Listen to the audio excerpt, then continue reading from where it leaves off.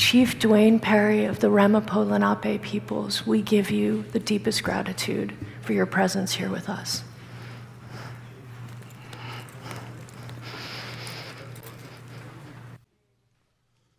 Wanabiju Niki Kiai Benri Bakuma Kwa Netelamapo Wawashishi Odui Demiwa Ramapough Muntzie. I'm Chief Perry of the Ramapough Muntzie, the original people in the Northeast. I'd like to share sort of a bit of history before we get to the really wonderful, very nearly unbelievable blessings that this gathering and all of the people here has. Okay, thank you. And you get 2 microphones. So, alrighty. In the very beginning and the essence of this country, George Washington and the boys were basically rebels, but they share the exact same philosophy that we had, that all human beings have dignity, respect, and should be caring and working amongst each other. Well, the thing is, where we live in the East, the Ramapough live in the Ramapough Pass. The Ramapough Pass is essentially not only a natural redoubt, it's the back way into the New England colonies. So without having access to the New England colonies, it made it literally impossible for the British to win the American Revolution, because the only way they could supply their people was either off of the Atlantic or march them down through Canada. So it eliminated any strategic and/or military advantage. Obviously, in the end, you all know they won. So the very first thing that George Washington did and the boys was to double-cross the Ramapoughs and enslave us. My ancestors were made the very first made slaves in this country. And we're still shaking off that towards quiet genocide. But the wonderful and beautiful message that come out of that is, you all may well know, and I know some of you were at Sedona, some have been in other ceremonies in other places. We just shared the equinox, and on that equinox we also shared in the morning. We have a place called the Tahita Way, the gate that opens. The Tahita Way is the gate that opens. It's actually a portal, a power spot. And for the last 300 years, we have not really had access to it. Initially, it was a place where our ancestors went. When I was a child, I would say, well, where are the ladies going? And they would basically say, they're doing Indian stuff. That was the end of it, because obviously you don't go to your elders and start picking out about what are you trying to do or what are you guys doing. So that stayed there. And then over time, they started burning crosses at it.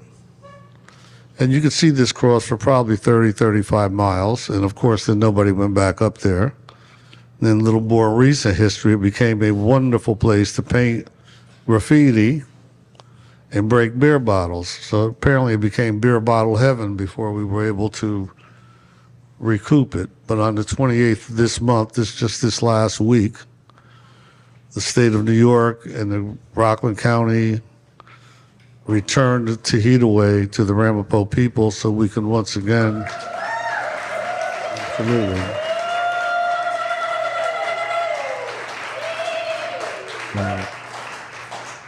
So the really wonderful thing about that, leading up to that, as we're going forward, some of you may know who the Mamos are.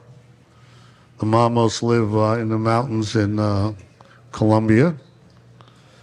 And it was quite interesting. We were sort of sitting around one day, and the folks showed up looking like Discovery Channel with a couple of interpreters, and we're in a meeting going, hi, how are you doing? Welcome to the land.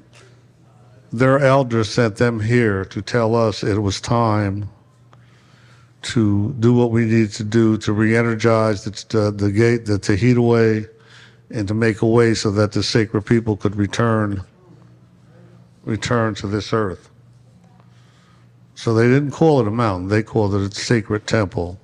They didn't call it anything, they called it she. It was a lady, a sacred temple to return healing to the earth. So since then we've been working diligently to make that happen. As I said, it was returned.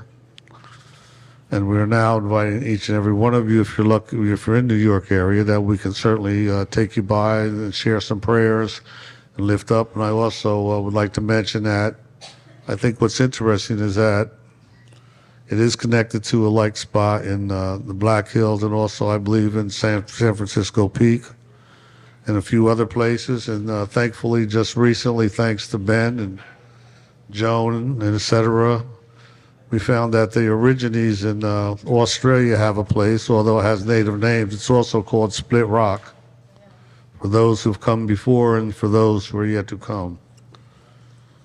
So that brings us to today, and I would like to say a few words. Also, this past week, we were blessed by meeting with some folks in Central Park in New York to talk about and blessing the water.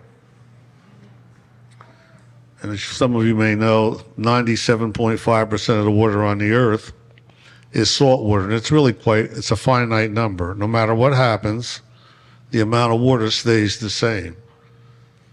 It may be returned by a puppy's breath or a melting of an ice cap, but the amount of salt water on this planet, 97.5%, remains the same. However, 2.5% of that water is fresh water. And it's really extremely, very profound. Each of you should really, if you don't know this is really something to ponder. This is beyond,